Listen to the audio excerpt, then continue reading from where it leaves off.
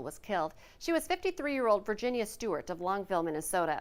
A passenger in Worry's pickup was thrown out of the vehicle. 39-year-old LeVay Othut of Sauk Rapids is in the hospital with life-threatening injuries. Worry was not seriously hurt. We've been watching this story all night. Friends and family are searching for a missing elderly man from the Devil's Lake area. Police issued a silver alert for 76-year-old Thomas Townsend. He was last seen on the north side of Devil's Lake yesterday morning around 9. Townsend is about 6 feet tall, 205 pounds, blue eyes, gray balding hair. Picture on your screen right now. He was wearing a gray sweatshirt, black jacket rather, and jeans. He's believed to be driving a 1998 brown or copper-colored Chevy extended cab pickup with North Dakota plates 863AKJ. If you spot this man or his vehicle, call 911 or your local law enforcement right away. A Capitol police officer killed in the U.S. Capitol attack last month will now lie in honor in the Capitol Rotunda this evening. Officer Brian Sicknick died from injuries suffered during that riot on January 6th. Members of the Capitol Police Force will be able to attend a private viewing tonight. Police say 3 people are dead after an argument over shoveling in Pennsylvania. Neighbors say they were just getting ready to shovel snow after a big storm when they heard arguing, followed by about a dozen gunshots. Police say one person opened fire, then went inside his home and turned the gun on himself. 8 minutes before the top of the hour, we want to get a check of our forecast in this region. And Lisa, I heard we have some not great news from Mr. Phil this morning. That's right. He is up and he has seen his shadow, and that means 6 more weeks of winter. So winter is continuing for us. Of course, we knew that already. No matter what Phil says or does, we know in the Red River Valley we've got winter for a while here, but it's always fun to follow along, and he did see his shadow here today. So here's a look at our conditions, especially as we head into the next several days. We've certainly got some winter ahead. Some first alert weather days I want to get into quickly here.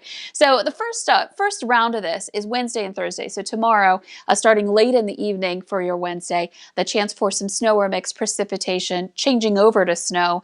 That won't be a lot. We're talking 1 to 3 inches for a lot of places, a couple of narrow bands that may get up to 5, and then some places that don't see much at all in the nature of scattered snow showers. But combine that with some wind that could be over 40 miles per hour. And we've got some travel issues Thursday morning and during the day, and falling temperatures too. So that's one to watch out for. And then once that system clears, the Arctic outbreak takes over. We'll watch his temperatures sliding through the rest of the week, and this weekend, Saturday and into Sunday, even beyond.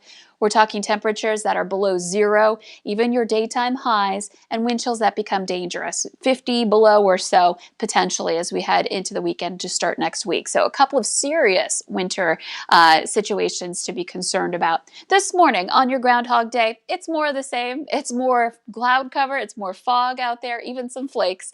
Biddeford showing some foggy conditions right now. In East Grand Forks, you can see a few flakes there. Some issues with the camera in Verona, and we've got a semi-block in our view on the tri-level in Fargo, but it's a little bit murky as well. You can see our visibility lower to the west. We've got that fog advisory in effect until noon today. Current temperatures when you step out the door, teens to about 20 degrees. It's 20 in Fargo and Grand Forks, but keep in mind it's a little breezy, so we'll have some gusts that are making it feel more like the single digits, and some clouds and a few flakes out there as well. Here's a peek of that 7-day planner. Again, a lot of red to show you that we've got some winter weather that's going to be impacting us here for the rest of the week. At least today and most of Wednesday, it stays mild, so enjoy it while you can.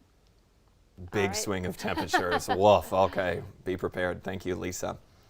Minnesota health officials say they're getting 35,000 additional doses of the COVID vaccine, and that will give seniors some greater access. It also means the state can boost the number of locations providing the shots. One of the big concerns voiced by seniors regarding Minnesota's vaccine rollout was with only 9 community sites, many had to travel long distances to get vaccinated. There's been so much information about the vaccines, and it can be confusing.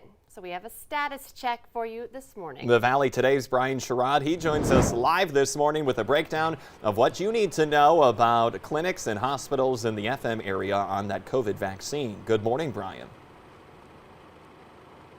And good morning, Jordan and Lisa. One thing I can tell you that makes it easier is Sanford, Essentia, and Fargo Cass Public Health will all be here at the old Gordon Men's building in Fargo for their new vaccination center. Now, all because they're going to all be in the same place doesn't mean you can sign up for your registration for vaccinations the same way, but that's why we made it pretty easy for you by breaking this down. Now, Sanford is currently vaccinating people 65 and older. Sign up through their My Sanford chart. Now, make sure your contact information is correct as they reach out through phone, email, or letter. Non-patients can also fill out a form on their website to sign up to be notified when a vaccine is available. Now, Essentia Health in Minnesota is giving vaccines to those 65 and older, high-risk healthcare workers and long-term care residents. Staff is calling them directly through their My Chart. Now, Essentia is finalizing a plan to offer vaccines to non-patients who live within their service areas. Now, Fargo Cass Public Health joins the vaccination center this week.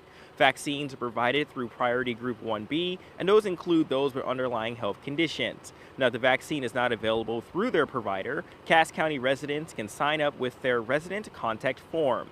Now, Fargo Cass Public Health is an enrolled healthcare provider that will help you in any time of need to help you get that vaccination.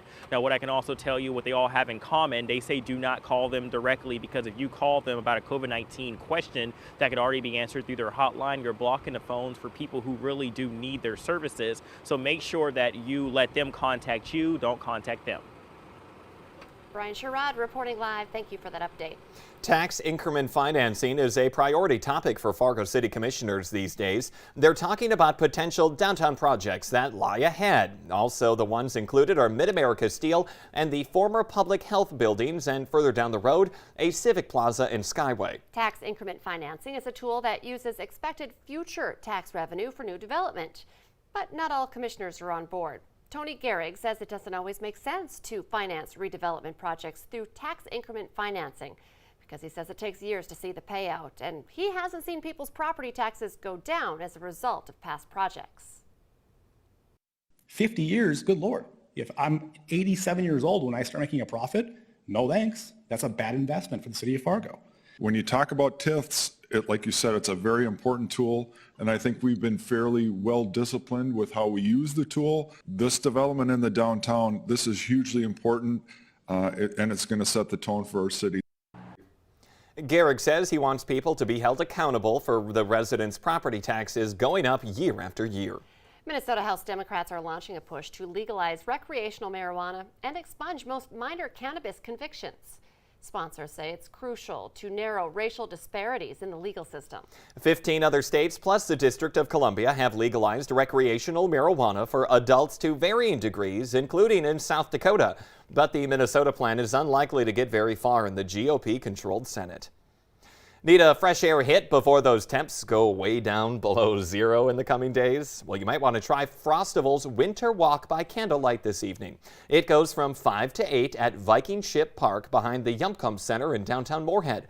The trail will have hundreds of luminaries and end with a trip through the Community Light Tunnel. Afterwards, some bonfires, food, games, all of it for free. And don't forget to check out the snow sculpture competition and then vote for your favorite creation. Let's get our answer now to our question of the morning on Facebook. Here's today's question. Last year, about 6,000 newborn babies had this in common. The answer, they were born in a car. We just talked about that. We all love a good baby born in a car story. Pulled off to the side of the road. Sometimes they make it to the hospital parking lot. Sometimes a cop helps them out on the side of the road, or the husband. For a great story. It does. Not but ideal conditions for giving birth, but that's how it goes. Remember, we post that question every weekday morning on our Valley News Live Facebook page. Go ahead and join the conversation. The Today Show and CBS This Morning are just about to start, but the Valley Today rolls on. Join us right now for more live up-to-the-minute news and weather on the Fargo CW.